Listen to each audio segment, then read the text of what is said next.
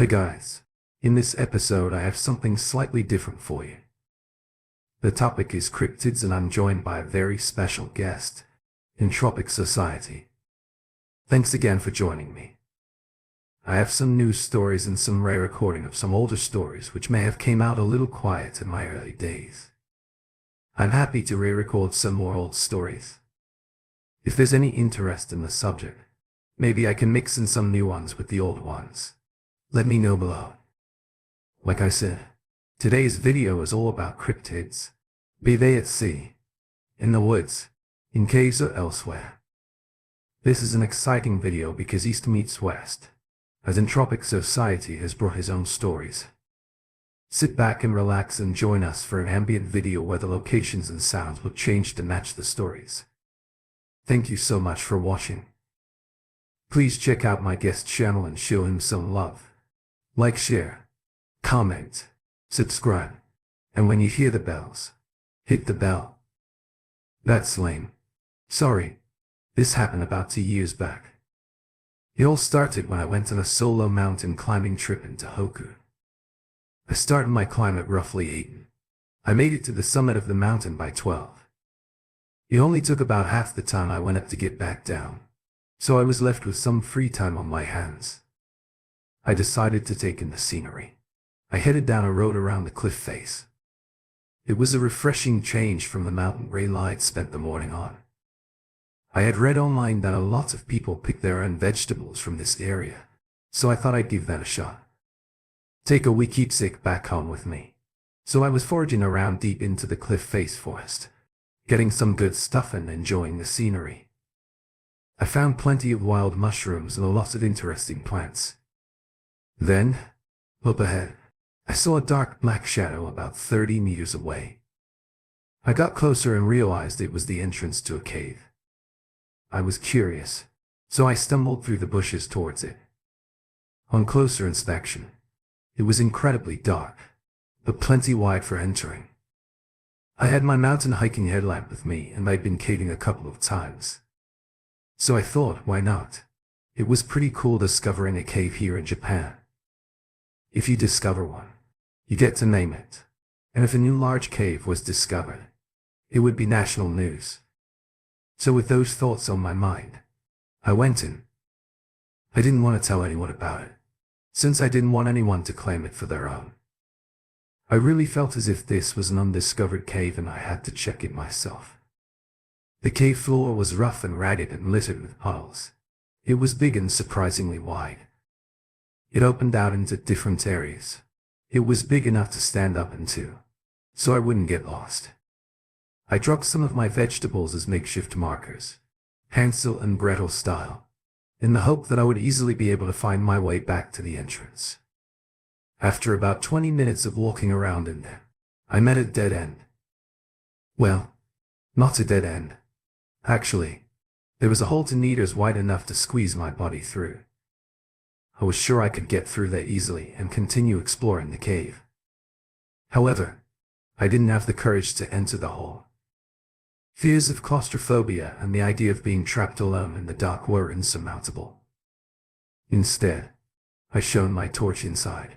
I saw that after about a meter or so it opened up again.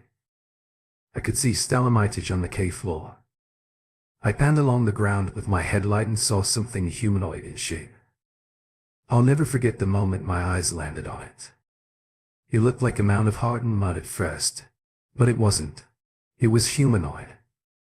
It had long limbs, dark, hardened mud-like skin, and tiny eyes. The eyes, they looked useless. It was thin and it looked as if it was bigger than a human. It was only partially visible, but the second I saw it I let out an involuntary scream.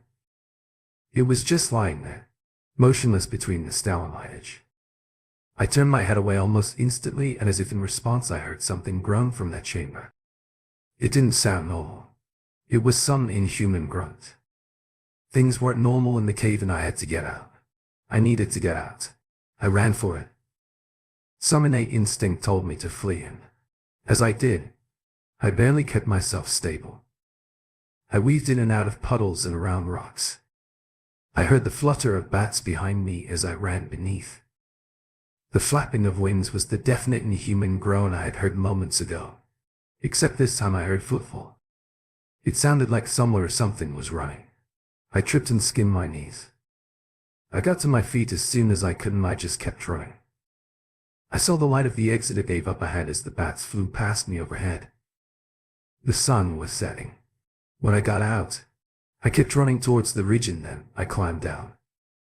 It was 7:30 when I arrived at the parking lot below. Thankfully, there were some people around. I asked them for help. My leg was in agony from my trip in the cave and my knees were covered in blood. An older gentleman drove me to the nearest hospital, and I was immensely grateful. The wounds on my legs were deeper than I realized. The man who drove me to the hospital stayed with me until midnight and invited me to join his cave-in club meeting. So I did. I told them about what I had seen in the cave and they theorized the following. The growling sound I heard was probably made by the echo of the bat wings. They told me that seeing humanoid-shaped masses in caves is entirely normal. It's a conditioned response to the darkness for all humans to find shapes which the mind can easily recognize. Caves discovered on the mountain will be named after the person who discovered it. They were all interested in checking out the cave. And so was I, since I might be attaching my name to it a few days later. And I was invited to go back to the cave with the group to check it out. My injuries hadn't healed, so I declined. I heard from the group that they went in search of the cave, but they were unable to locate it. After several failed expeditions, they called me again to double-check the location, and eventually they persuaded me to come back to show them the way to the cave myself. I couldn't believe that they couldn't find it, and I started to wonder if I had hallucinated the whole thing. I quickly understood, when I got there, the reason why this bunch of caving enthusiasts couldn't find the cave. It turned out they weren't the best map readers. The thicket outside was more overgrown. Now it gave me the chills to be back there. I could see that thing in my mind's eye. We all stood in front of it. There were about 10 of the caving club members in attendance. I still believed that I saw something humanoid on the cave floor. There was an atmosphere outside the cave which was unexplainable. The leader of the caving club said, "Come on. You'll look in the chamber and you'll be nothing but a disappointment. Trust me. We're going to light the place up for you too," he said, as he tapped his torch. Everyone was armed with a torch and it made me a bit less anxious to go in. Plus, I'd realized I looked pretty dumb if I didn't go in. I mean, what was I going to do? Just sit outside waiting for them once inside? Thanks to the torches, the whole cave was completely illuminated. It didn't seem as daunting anymore. I could see more of the cave now. I was surprised to see less rocks and debris on the ground and equally surprised to learn that the cave ascended and descended in areas. All 10 of us went in and sadly I couldn't see any trace of the humanoid creature I'd seen. It took us about 30 minutes to scour the entire cave and reach the point where I saw it. One of the caving club guys wasted no time and attempted to climb through. He said that there was about a 4-meter drop on the other side of the opening, so it was just as well that something scared me off. If I might have been braver, I might have fallen and been trapped in the darkness alone. One thing I noticed was that the stalactites had been broken, as if some path had been created. I must have looked totally mad to the caving club members, and the truth is I felt a bit foolish. It all seemed so real, though they seemed happy enough. They wanted to come back with climbing gear and explore the place. I didn't want to be a part of that. This happened when I was in the first or second year of junior high school. I think I was about 13 years old. I grew up in the countryside. I mentioned that my Hansel and Gretel wild vegetable trail was nowhere to be seen, but I guess some animal could have got them. A few weeks passed and someone from the caving club calls. They investigated the other chamber. They said that they found a pile of strange things in there: climbing gear, watches, bones, clothes, and a pile of vegetables which had begun to rot. Something was in there. Probably still is. I don't ever want to go back. In high school, I went on a field trip to the seaside with my art class.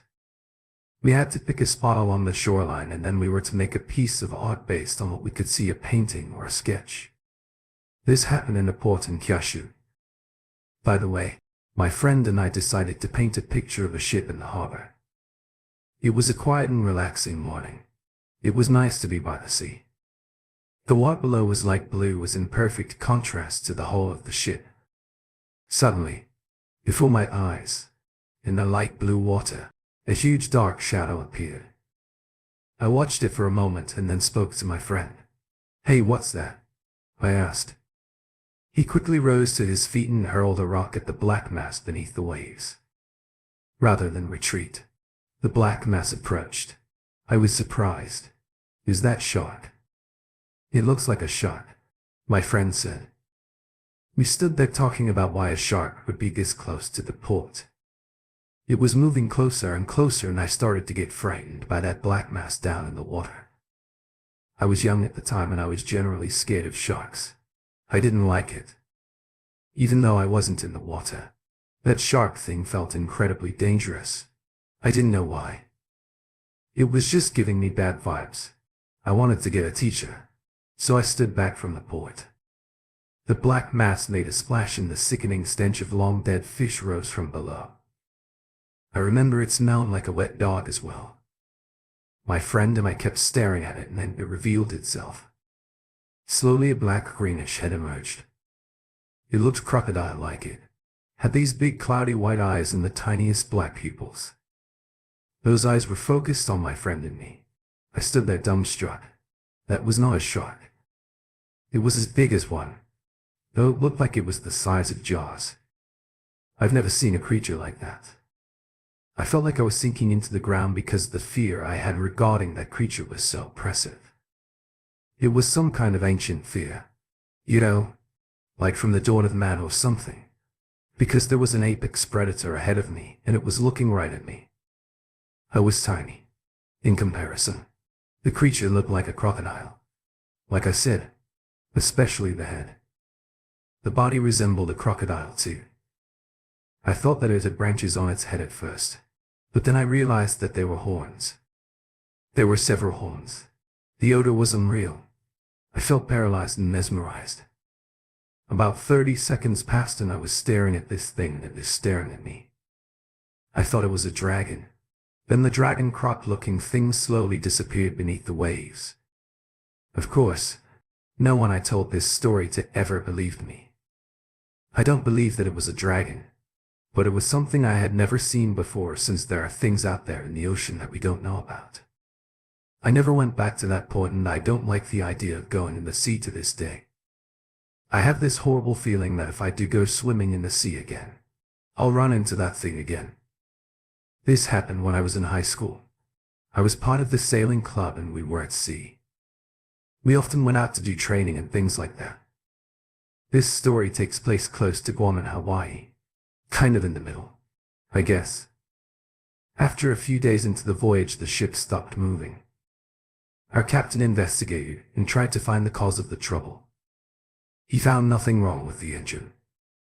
He then went to the stern and found something entangled around the screw propeller.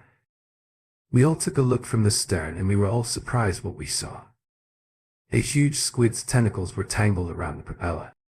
One of the tentacles was loose and we could see the length of it as it bobbed in the sea. Our captain said that it could be a 15-foot squid. We couldn't see the body of the squid, just the tentacles. The body was likely under the hole and the squid was almost certainly dead. Even if we tried to reverse the propeller, we wouldn't be able to break away from the tentacles. There was no other option but to remove them manually. So with ropes, carabiners, knives and a saw, the divers slipped beneath the surface to free our ship from the grip of the squid. After about 2-3 minutes, one of the divers emerged and said it would take them about an hour to get the propeller free. He said that the squid was so big they couldn't even get anywhere near the propeller. The diver went back under to get to work. About 30 minutes or so passed and the divers were back at the surface. This time they were shouting for someone to help them up as soon as possible.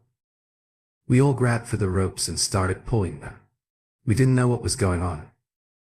While we were hoisting them up, Something smashed against the hull of our ship, causing it to shake and lift. It felt like an earthquake. The divers were finally back on deck and everyone was panicking. Then a second crash came to the hull. It really made the ship rock. We were all silent. Scared. Silent.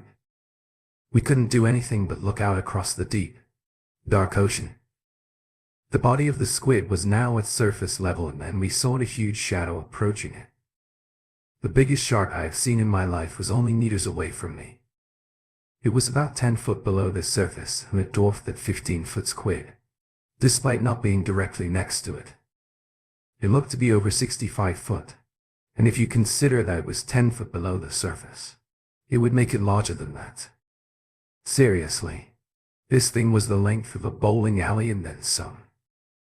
I could only see its silhouette, but to me it looked like a great white. It didn't stick around long. It shot down to deeper waters and out of our field of vision.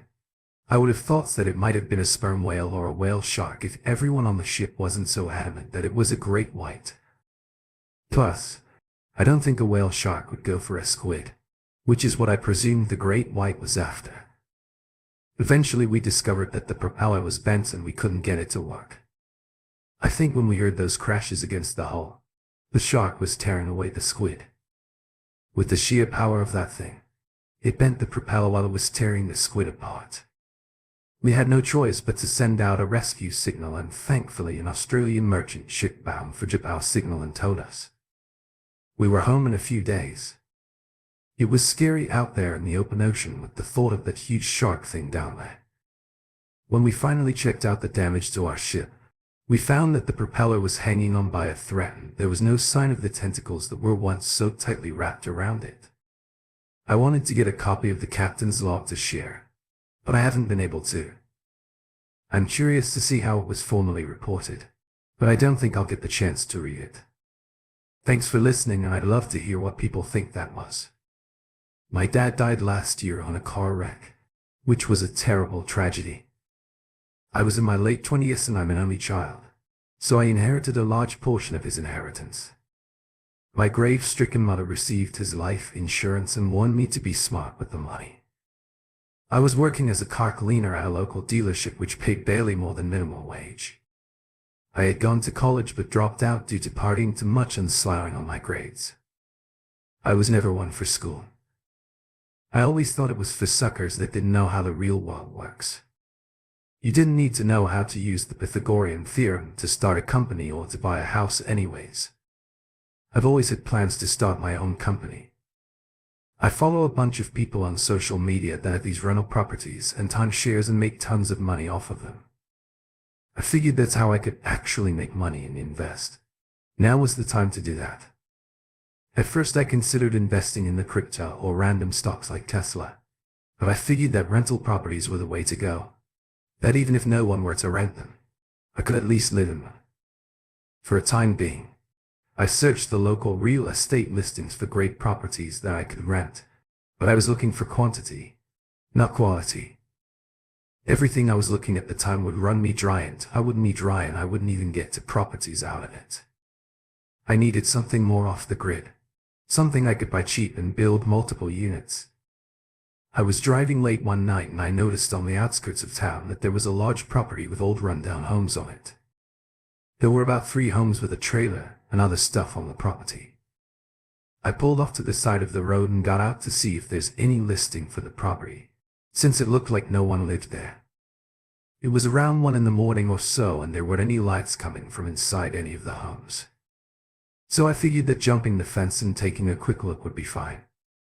The fence was an old rusted barbed wire fence that had tons of slack on it, so I was able to easily step over it. I walked quickly with my smartphone out and turned on my flashlight feature. The more I walked onto the property, the more I saw trash and other garbage lying around. I noticed that there were 2 old-looking cars that were around the late 1970s, with rusted frames and non-existing glass in any of the windows. They were parked next to this old trailer that was missing a door. I skipped over the trailer since I was not interested in it and would end up throwing it out anyways, if I was given the chance. I took a quick look at the outside of the house, what was left of the house, and knew right away that I wouldn't be able to use them, since they were structurally unsound. However, despite not wanting to keep the house, curiosity did get the better of me, and, rather than just accepting the house as being unsafe, I decided to take a look inside. The interior was equally unimpressive, as it revealed a ruined result of a decaying home. At first glance, the walls were lined with graffiti and the floors were covered with trash. However, there was something off about the graffiti on the walls that began to give me a sense of dread. Normally, graffiti is random ramblings of curse words, slurs, and your occasional outlines of obscene images. However, this graffiti looked different. The markings on the wall looked more corroded in terms of color and style of images.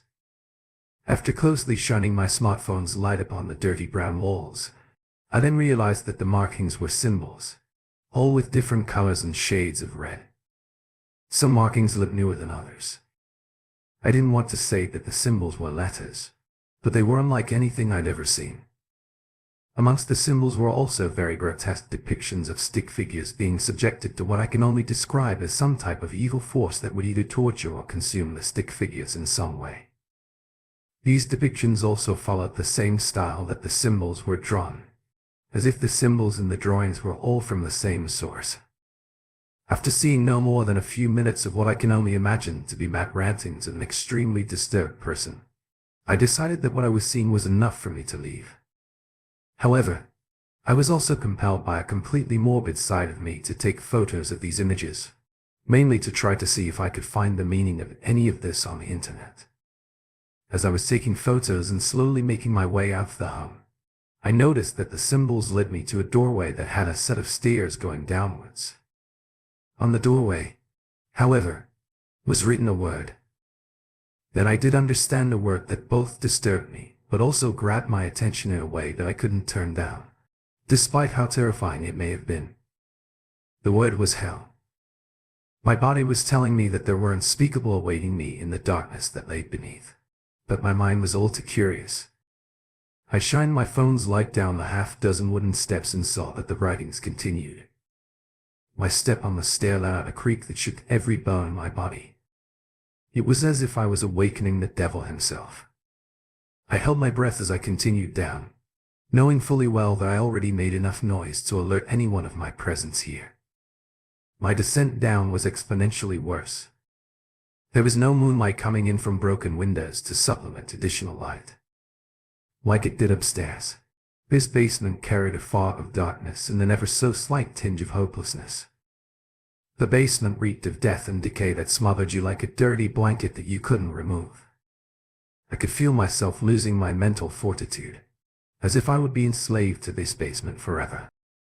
I reached the bottom of the stairs and, either as habited for a cry for help, I tried the light switch that lay at the bottom of the stairs. To my shock and pleasant surprise, the basement imperfectly illuminated a dirty yellow glow, casting undeserved light on the wretched filth that inhabited the basement. The only light bulb that lit up the basement was next to another doorway. In the corner of the basement I could see old furniture covered with black molten mounds of what looked like wet white carpet in the middle of the floor. I noticed, despite the mess, that the floor in the middle had more writings, except these looked much more different than the ones upstairs. These looked like symbols from upstairs, but they were neat and organized in what appeared to be a perfect circle. I was preoccupied with the symbols on the floor and the light being inadequate for basic vision, that I didn't realize that the wet mound of carpet that laid in the center of the circle was actually decayed flesh of an assortment of animals. That is, until my flashlight better illuminated the horse before me. At that very moment my eye caught movement ever so slightly, coming from the doorway next to the light. I didn't see a demon or a serial killer with a hockey mask. What I did see was a long protruding arm reaching towards the single bare light bulb, grasping it with impossibly long fingers and crushing the bulb and the only other light source besides my pitiful phone. The bulb made a loud popping sound, causing me to jump and drop my phone into the mound of flesh. Thankfully, my phone landed downwards, where the light on the back was still able to cast slide upwards. I didn't bother going for my fur at all, but rather I ran through the basement, up the stairs and out of the house. The next thing I knew I was outside and out of breath. I'm not entirely sure if I was followed or not, but nonetheless the experience was one I never forget. I jogged back to my car, looking back at the home that hit those horns beyond my imagination, half expecting to see some ungodly creature crawl out after me, but nothing. I stood half terrorized, yet also confused. Is it possible that I imagined that not the writings or the mounds of flesh, but the arm? The basement was dark and I couldn't see that. Well, regardless, there was no amount of money that could have been offered for me to go back into that basement to retrieve my cell phone. Needless to say, I was no longer interested in this property. So this is my grandfather's story. He set it up in around 1995 and it's something he can't explain or forget. My granddad lives up in the mountains.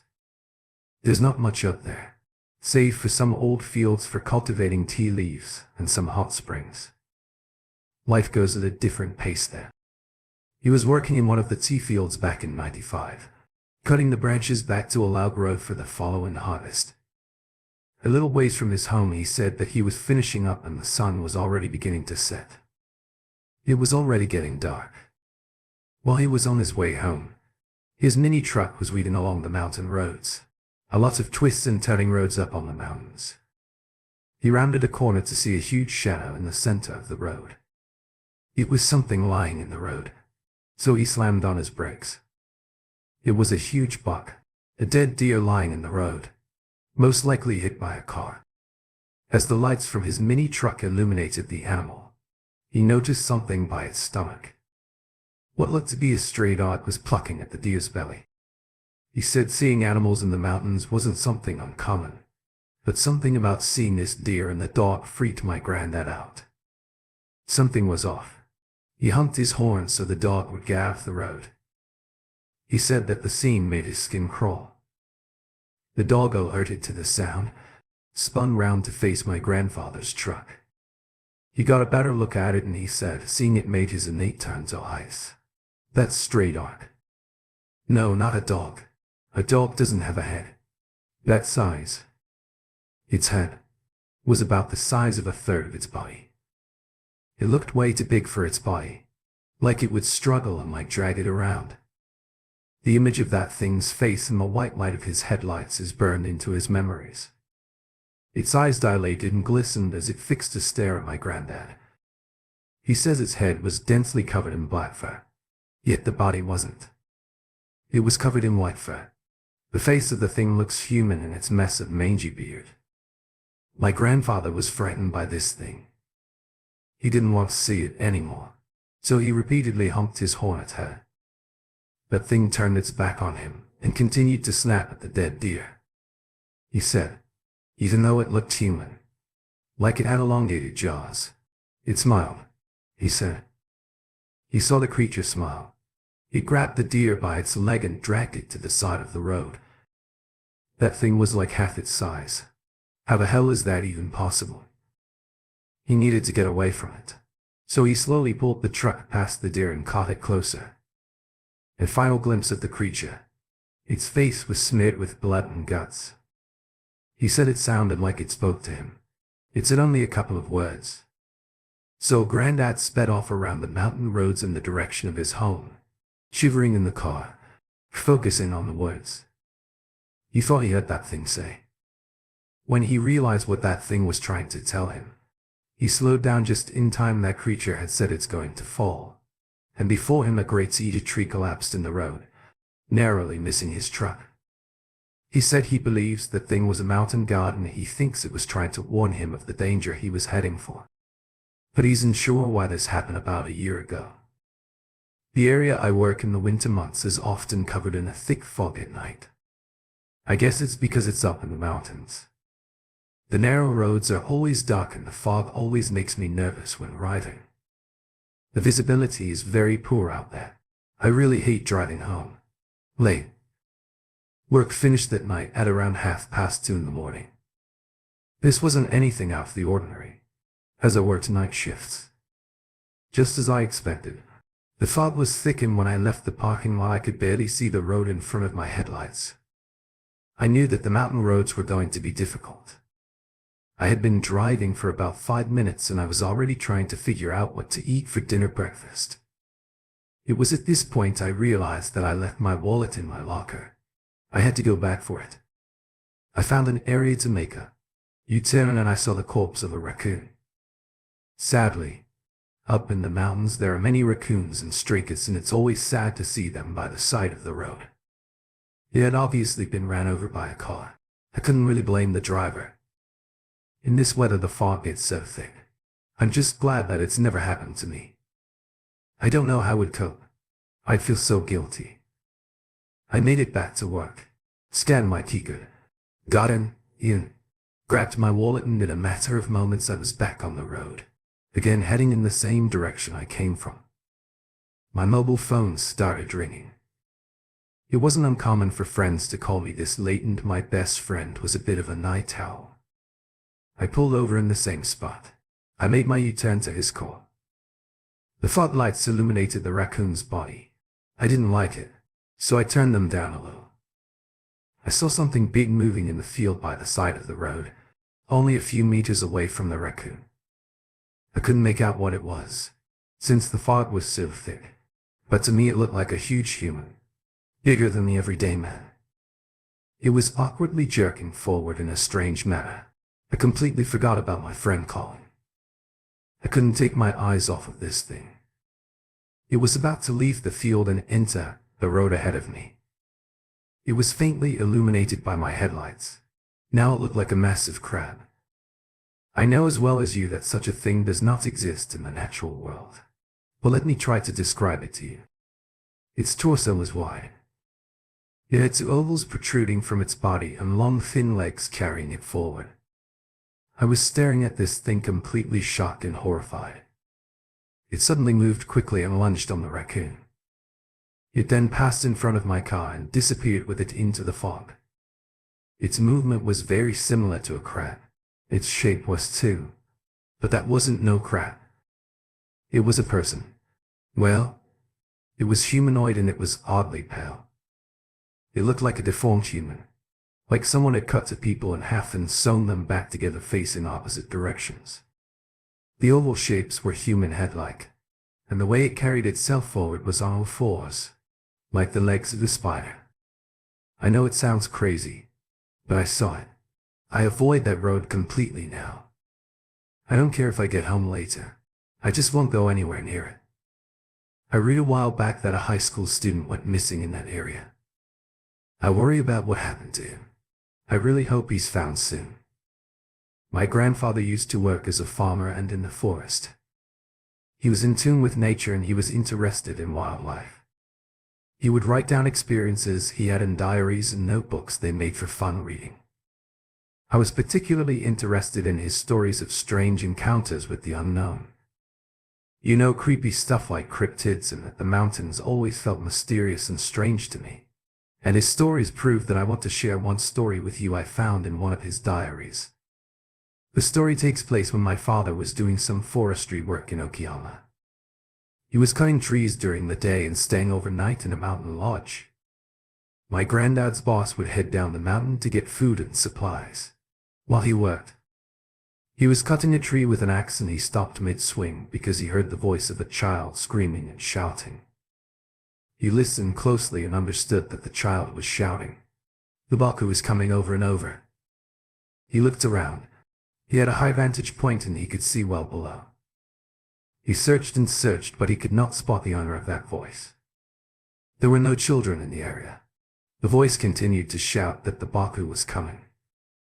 Of course, like you and I, he had no idea what the hell a Baku was at the time. Granddad always wore a charm around his neck, which was given to him by his wife to help ward off evil spirits.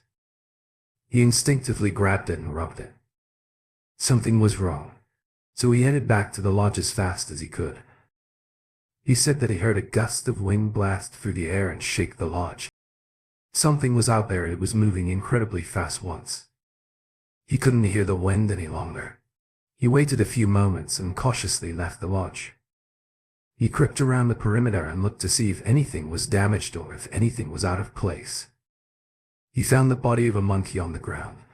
The upper half of the monkey's body was missing. There was more about it, parts of a bird that were just the legs, and finally he found the body of a deer. From its neck upwards, its flesh had been stripped to the bone. Grandpa could do little other than get back to work. He wrote that he kept his axe tightly held in his hand and his charm close to his skin. There were some incredibly nervy moments out there in the woods, but before long his boss came back. My grandpa explained what had just happened to him. The boss then said, "That's what they call the bucku around here. Some kind of creature that lives in the woods." He told Grandpa that the creature's favorite things to eat were the brains of monkeys, birds, except for the legs, and deer, from the neck up. It seems like it doesn't really bother humans much, but if someone was unlucky enough to get close to the creature, then they would stand to lose a finger or an ear. It goes for soft parts of the body. It seems the creature seems to only want to live a solitary existence in the mountains. The mountain in Okayama, where my grandfather kind of encountered the bucku, has a long and spiritual history, as there are ancient shrines on that mountain. He believed that some kind of spirit from the shrine manifested itself as a child's voice to warn him about the approaching creature. His boss is of the same mind. He thought that they were protected by something that day they committed right there and then to make an offering at the shrine before they continued working. I found it an interesting, little superstitious tale. My name is Brenna and I work as a paleontologist, which is someone who finds and restores fossils for a living. I really enjoy my job because it allows me to work with limited human interaction and because I genuinely enjoy finding new fossils. It's like working on an extremely hard puzzle in which you have to find the pieces. I always get a sense of accomplishment when I either put together an incredibly difficult creature or, on the rare occasion, when I find a new species. We were called to southern Utah in a remote section of national parks where rock formations and caves are prevalent. This place alone is home to so many unique dinosaur finds which often surprise people when we go to locations like Utah. I'd bring a small team with me, which is about 3 people, including myself, and we stay on site. Thankfully, my team consists of another girl named Katie, who is around my age, and an older gentleman that we call Papa John, who was in his early 60s. Papa John had been doing this gig longer than me and Katie had been alive. He was super cool to work with and was also a complete stoner, which makes our camping trips all the more enjoyable. When we would take the trip, we'd bring a camper with us and usually just stay in there together. Thankfully, Papa John isn't a creep, but rather a grandfather-like figure, which makes sharing the same space for a few weeks bearable kitties, like most girls were. I'm not. I've been told that I give off a punk vibe, but I don't quite see it. It's probably because of my tattoos. Anyways, back to the story. We had been working on the side of this mountain one day getting samples for a possible site to find more fossils. When Papa John goes for one of his walks, aka his smoke break. When I say smoke, I don't necessarily mean a cigarette. Instead of old John coming back with blazed eyes and a slight stagger on his step, he comes back out of breath and with excitement. Katie and I shoot her heads up to see he's holding something. It appears to be a small rock that had been cracked down the middle, encasing the remains of a fossil. Apparently, his smoke break actually yielded results to our dig sites and he happened to stumble across a cool find. It wasn't the rock that excited him.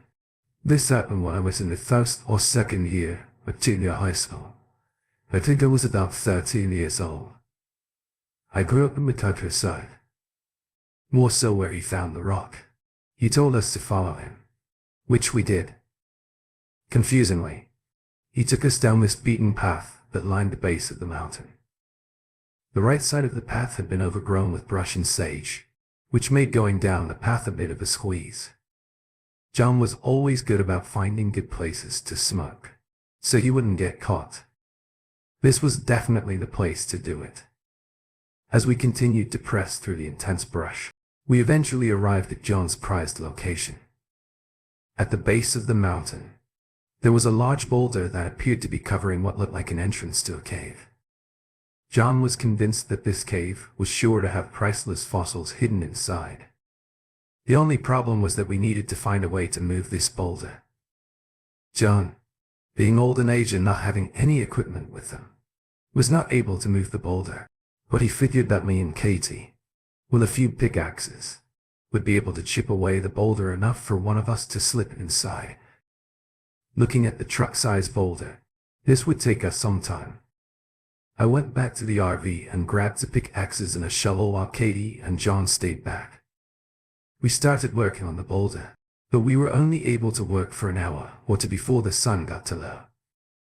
We figured that it would be okay to leave our tools here, since the area was completely hidden. We were the only ones in the area.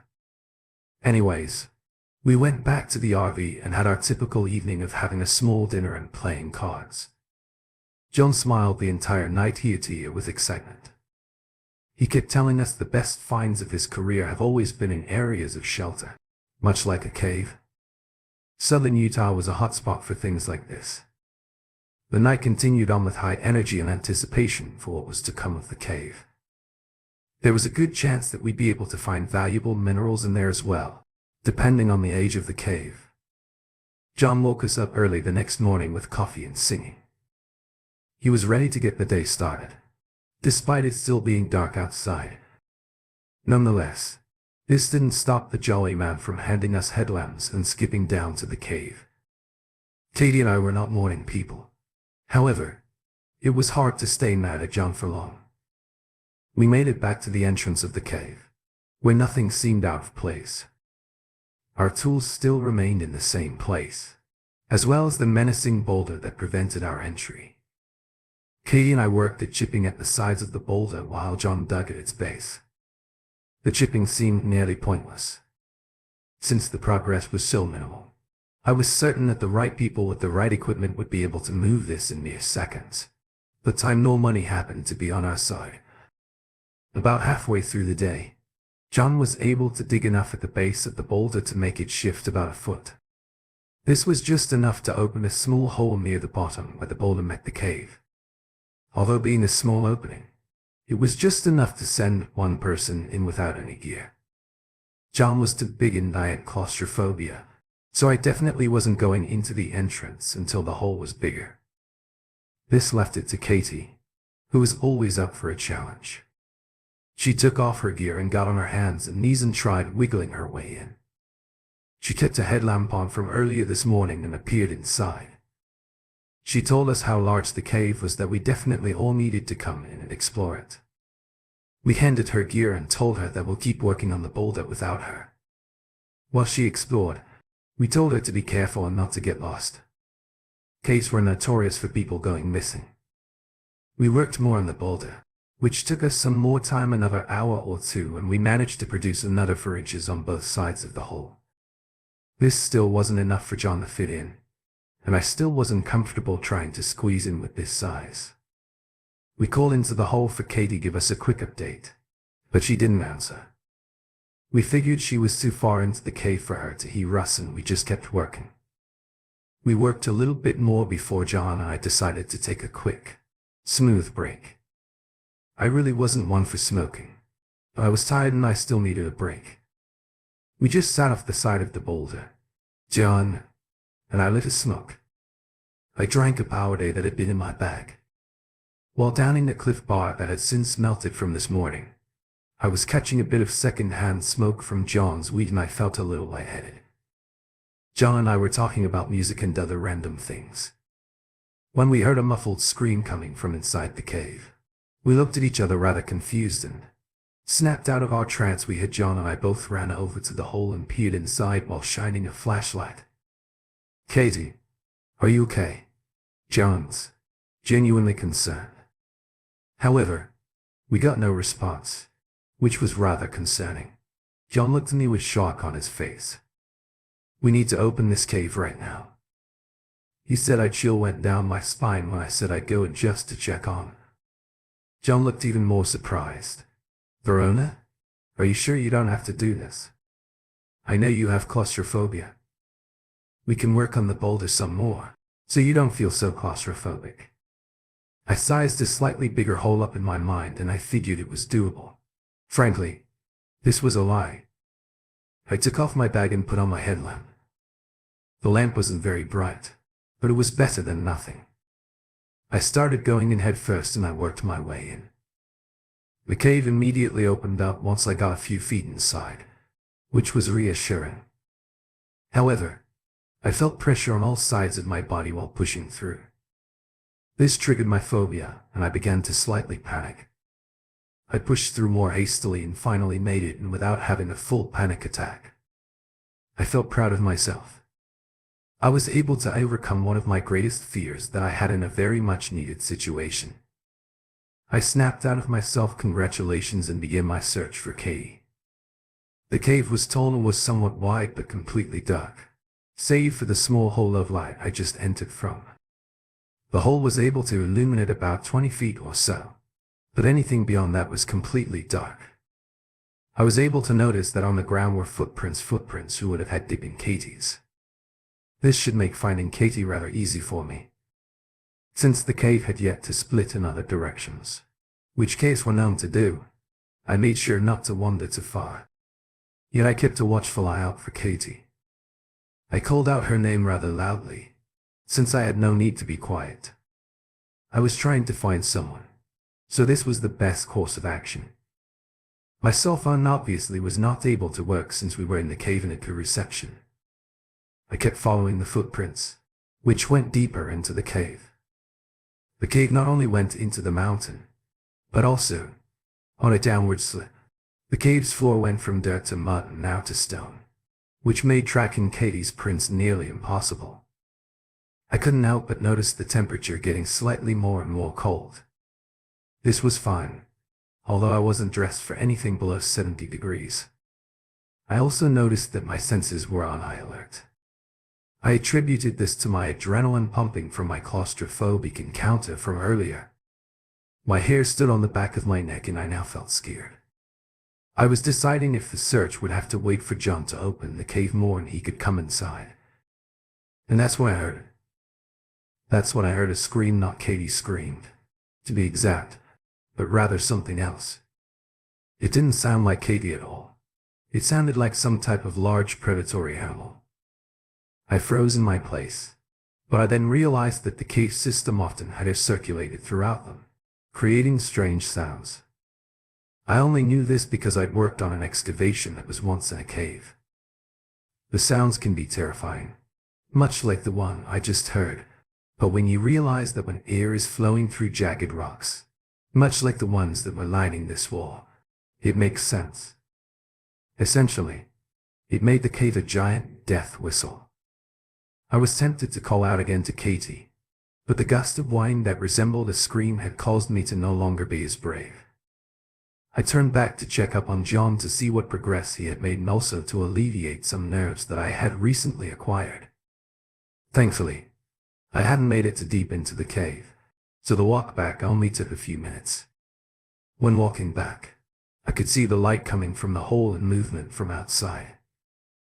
Before I was within talking distance, I heard a rock fall deep from within the cave, roughly where I was just standing. Could this be Kitty? I stomped in my tracks and looked both ways back to the entrance and then again to the sound that came from within the darkness.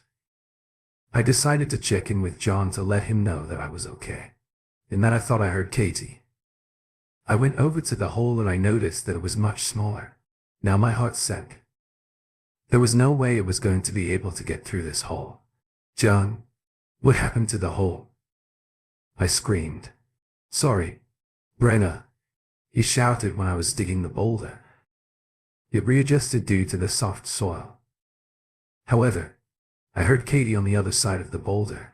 Brenna, I found a way out of there, she exclaimed. You just need to go deeper and then take a left at the large stalactite. From there you'll be able to hike up and out near the camera. But be careful. I think there's something living inside. My fear became paralyzing. I know that Katie was just trying to help, but that information absolutely terrified me. I just considered waiting by the entrance until they were able to shift the boulder again. but that could take hours plus. I could tell that it was getting dark outside, since the light that was coming in was much more dim. My thoughts raced about the gust of wind and the rock that fell from earlier. Hopefully that was the cause for the rock to fall and not some large animal that was going to eat me. I hiked a good ways into the cave, but I'd yet to see any mineral formations that even resembled the stalactite. Thankfully, my lead headlamp had fresh batteries from this morning, so I could count on those for a few good hours of light.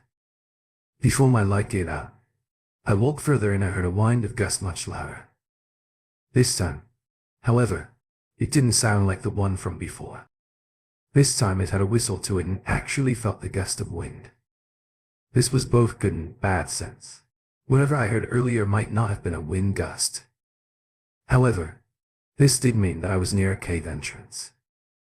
I pressed on further into the cave, doing my best to stay calm and to find the underground landmark to guide me to the exit. But the further I went, the more I felt despair and hopelessness. I'm not exactly sure if this had anything to do with the cave itself or the looming idea of there being something malicious hiding in its depths. I did my best to try to stay silent so I could try to hear more wind gusts, but also to try to stay concealed in the darkness that surrounded me up ahead. I heard something. This time it wasn't a gust of wind or a scream from some kind of animal, but rather shuffling as if something was walking on all fours, and they were crawling throughout the cave not knowing what to do. Since I had no way to defend myself nor anywhere to really run, I did the only thing I could do in my state of panic, which was to turn off my light. This was a huge risk, since most of, if not all, animals that inhabit caves have the ability to see in the dark. If this was the case, then turning off my light would only put me at a disadvantage. I had to act fast, since whatever was coming at me seemed to be coming quickly. There was a good chance that, whatever it was, had already seen my light, but I had to try. I turned off my light and held my breath. The shuffling continued up until where I was standing and it stopped. My heart sank and my blood froze. Something knows that I'm here instead of shuffling. I then heard the sound of sniffing coming from a small distance away. It was as if whatever it was knew I was there, but couldn't quite pinpoint exactly. I leaned up against the wall of the cave and ran my hands along the wall, hoping for something to try to climb up onto. I grabbed what felt like a solid hold that could elevate me up a few feet and I silently started climbing. My feet felt around for any type of support to try to help lift me, but I felt nothing. I then pushed on the wall of the cave with both my feet and pulled myself up using non-existent upper body strength. The hold I was grasping with my shaky hands started to crack and, completely disconnected from the wall, I then fell only a few feet, but it was enough to get the attention of whatever was sniffing. By whatever unfortunate circumstances that caused the rock to disconnect from the wall, fate now seemed to somehow be in my favor, as I was now holding a large rock in my hand before I could even register the pain from falling for those few feet. I was then grabbed by the creature. To my surprise, I was not met with sharp teeth, but rather rough textured hands. Something grabbed my legs and let out a scream that resembled the sound I had heard earlier in the cave. My instincts kicked in and I swung the rock that I was holding in the direction of the scream and instantly connected with soft tissue. But I also heard a cracking sound upon connection and sobbing sounds. I was confused, as I was under the impression I was being attacked by some kind of animal, but I was now crying. Did I just hit someone in the face with a large rock? My adrenaline was an all-time high and I was very confused. I turned on my headlight not thinking about the situation. I instantly regretted it. My light shined on what looked like a woman, but her hair was ragged and it covered her face. The woman was wearing pelts of fur from other animals, which looked like they were rotting. The woman was clutching her face that was spewing dark red blood profusely. The woman was crouched down, which made her seem normal size, but when I tried to speak to her and apologize, she glanced over at me through her matted hair and stood up. The woman was grotesquely tall. I was more confused than anything by this. Her arms were long and connected to ungodly-looking hands. Her hands had long brown fingernails that resembled claws.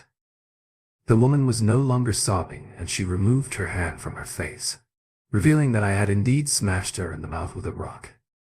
Her sobbing turned into rage as she revealed her teeth that were now reddened and broken. My first hit with the rock was a miracle. Since I'm very uncoordinated, I tried to throw the rock at the woman, but I was nowhere near hitting her. I turned and immediately ran. I could hear the woman behind me drop all fours and begin pursuing me. The adrenaline was able to give me a quick boost of stamina, but it didn't last long. I heard the screams coming from behind me, but to my surprise, I also heard distant screams ahead of me. It was as if she was alerting others. As I ran, I then entered what appeared to be a large opening in the cave. To my horror, it revealed a horrific sight of more creatures like the woman. However, they seemed to be eating something and were rather distracted by my entrance. I could see that what they were eating, due to the colors of the clothes of the clothing, were bright and recognizable. They were eating Katie. Thankfully, the creatures were preoccupied with their current meal that they seemed to not care that I was in their place. I continued past the small group and pressed on into the cave looking for anything that could get me out of here. The woman, however, continued her pursuit, despite being a good distance away. The woman, or should I say creature, was starting to make ground, as I began to tire from fatigue. All seemed lost, as I didn't really have anywhere to go. There was a good chance that this cave didn't even have another entrance. However, my light then caught a flash of a stalactite that hung right before the entrance of two caves. I remember Katie's instructions to take the cave to the left, which I did. The cave took a sharp left. Thankfully, the advice from Katie seemed to prove useful, as I saw that the cave veered up and to the left. The incline was steep and the ground was wet from moisture. A light current of water came in, slowly trickling in on jagged rocks, making my footing very slippery. I was then forced to go on my hands and knees to scale my way up without slipping. The wet rocks also seemed to slow the creature behind me enough to ascend without being attacked. I finally reached the top of the cave to my delight and led to another small opening that led outside. Thankfully it wasn't small enough to trigger my claustrophobia, but I did have to duck to get through. I went outside and saw that the exit was on the side of the mountain. That seemed extremely out of the way. It was now nighttime and it was raining. I was able to quickly look around and see her camper a good distance away and the lights were wrong. I wasn't sure if the creature was still behind me, but I didn't take any chances. I shuffled down quickly the steep mountain and sometimes having to slide down on my bum, which tore up my pants, but I didn't care. At this point I can now feel the pain of all the scratches and bruises my horrific pursuit had incurred. My hands were cut and my legs ached from the small fall and from all the running. I reached the trailer and fell down. While banging on the trailer door, I was met by Papa John and by Katie. I was out of breath and I couldn't see anything for a few seconds. I pointed at Katie in confusion and I tried to explain what I saw in the cave. They were eating her. Katie and John both looked at each other and grinned at me with wide smiles revealing long, sharp teeth. Both then started to convulse and shake, wildly shifting into those creatures from inside the cave. They both grabbed me and, rather than kill me right then and there, they began to drag me back into the cave. 13 or 14 years ago I was working in Kansai. I had a part-time job there. My job was to unload containers at the port. I had to unload these huge containers. We would store the unloaded cargo in our warehouses and there we would keep them until whichever company came along to collect them. There was a lot of heavy machinery in use, cranes, forklifts, etc. A lot of the work depended on a staff manually unloading the containers. The containers were full to the brim. We're talking to 2-4 tons. Most of the stuff we would unload would be beverages and livestock food. In one day we could unload 2 or 3 of these containers. I remember one day we were unloading box after box of laundry detergent in the height of summer, man. It was hotter than hell. The work was really hard and my coworkers weren't exactly pleasant either. I worked with the Yakuza. They were ill-mannered, shall we say. I'm very quick to anger. I think I was working with some former Yakuza bosses too. Former gang members and the like. It was a real strange and shady company. Looking back on it one day, I was returning back from my break as a container was being lowered. I heard the foreman chatting to the driver. They looked like they were in serious conversation. Is it? Yeah. It's no good, that thing. I had just heard the tail end of their conversation. The container had to be unloaded this afternoon. It wasn't touched and filled to the brim. Great. That's me not going home early. I thought, what the hell happened? What's the situation? I was irritated as I walked in. Two of the biggest mouthed Yakuza-looking guys I worked with was silent. I didn't ask, but I thought that was weird. After a little while, the boss told us that the unloading of that particular container had been cancelled for the afternoon. I found that a tad strange to say the least, but I didn't complain. Apparently during my break they had opened it. Another employee was that when the container was open, I got a chance to ask him about it. He said that when they opened the door, something moved in there. So they shut the door and someone suggested getting on the roof to look through one of the gaps to see what it was. They looked and they saw all the items in there filled to the roof. But something else was in there, something's face.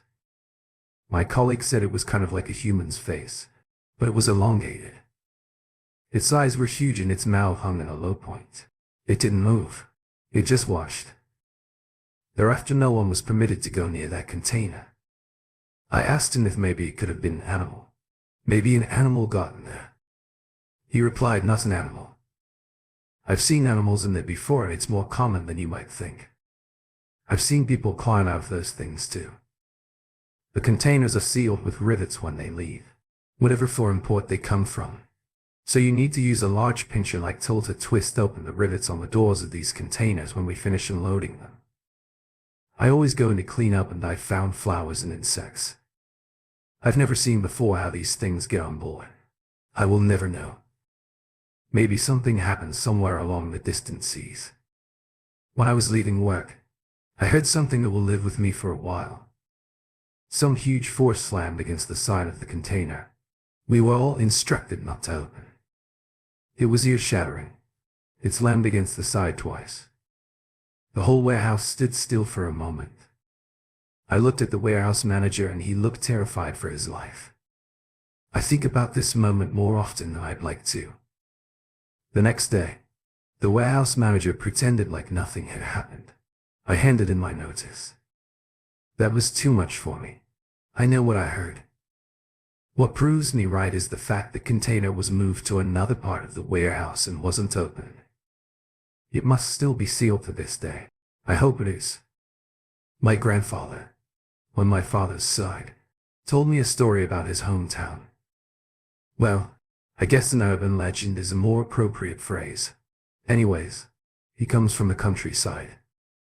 Have you ever heard of yokai? They're kind of demon fairy or goblins out here in Japan.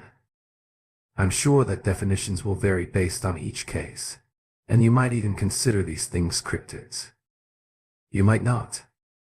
Anyway, Japanese folklore is rich with yokai stories, and I want to tell you about the one my grandfather warned me about.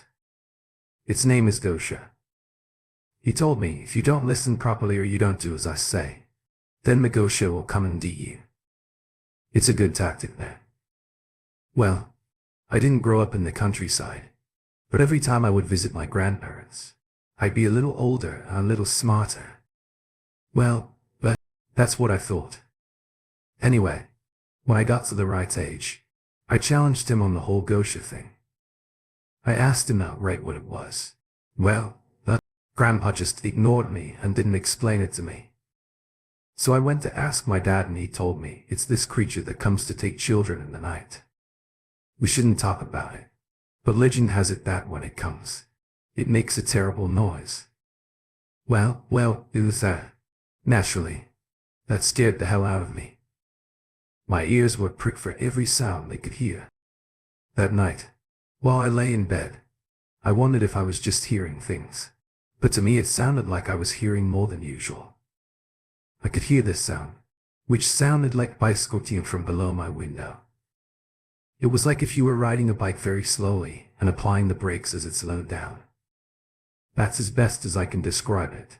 Anyway, I tried to put this sound to the back of my mind. I thought that my mind might be playing tricks on me due to the story I heard. As much as I tried to ignore it, the sound persisted. I thought to myself, there's someone out there. When I went to look outside the window, I felt my granddad push me back down into bed. I didn't even hear him come in. He looked at me with a stone look, and even though no words were exchanged, I understood what he meant. Don't go near the window. Don't look out there. I heard that strange squeaking brake sound for 4 nights in a row. After that, I needed the window open because it was midsummer. It was very distracting. These kinds of stories of monsters, yokais and cryptids, however you want to categorize them, used to scare me when I was in elementary school. But as I got older and as I realized now, I should have been more concerned that there was a prowl out there. You know, something human. A burglar or a home invader. I spoke with the neighborhood kids. Some of them had heard these noises, and they didn't think it was some monster known as the Gosha. Outside, they, like me, thought that it could be a person.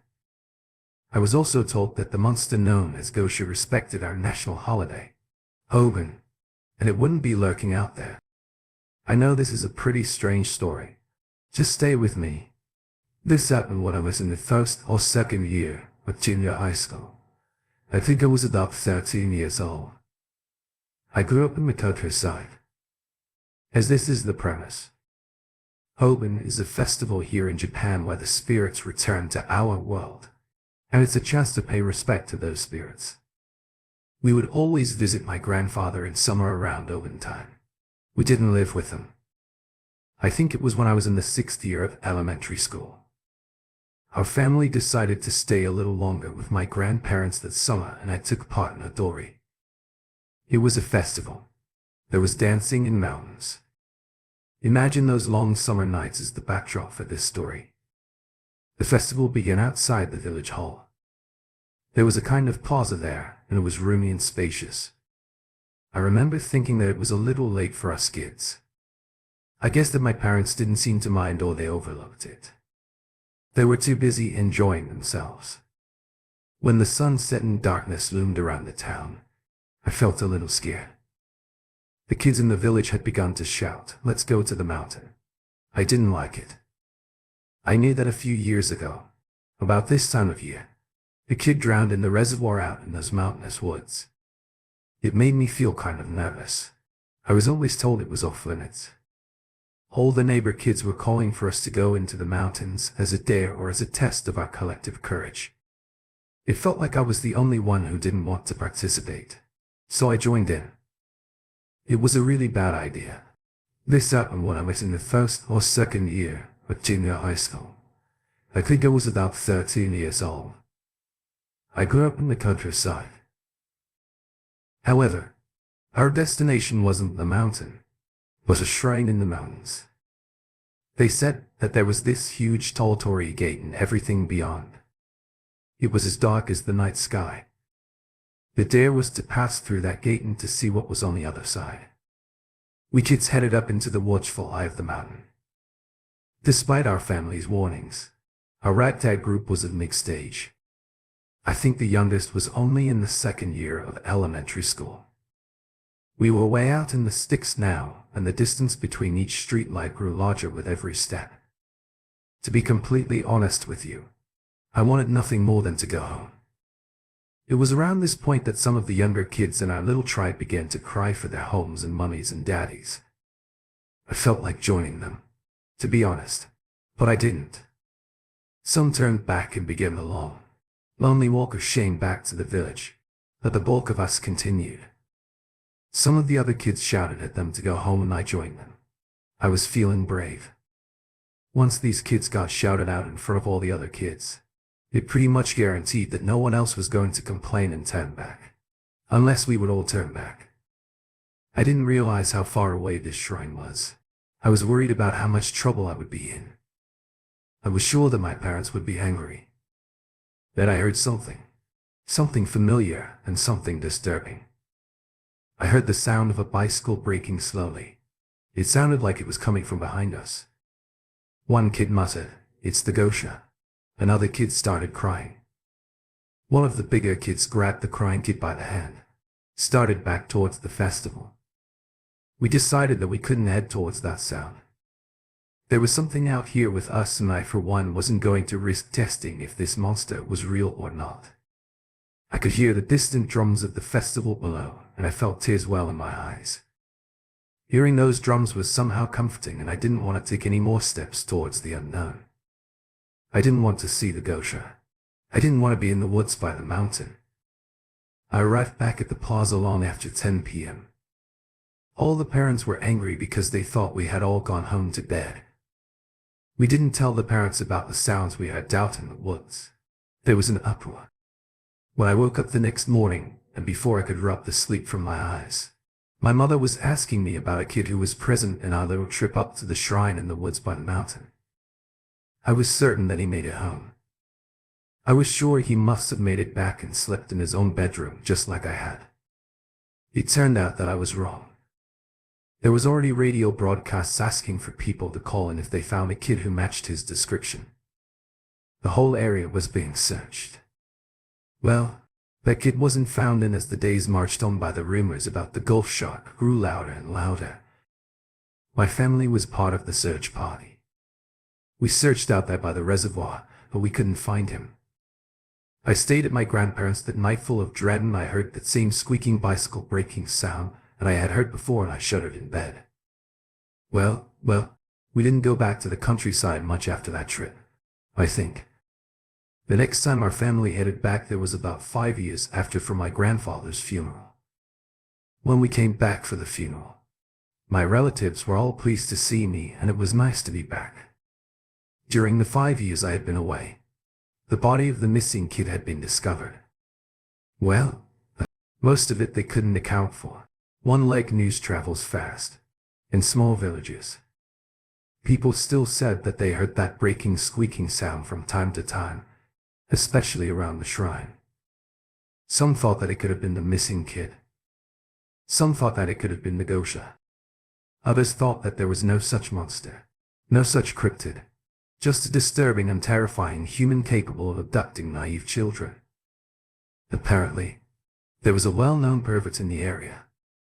About 5 years back, I was relieved to hear that no other kids went missing in my grandfather's countryside town.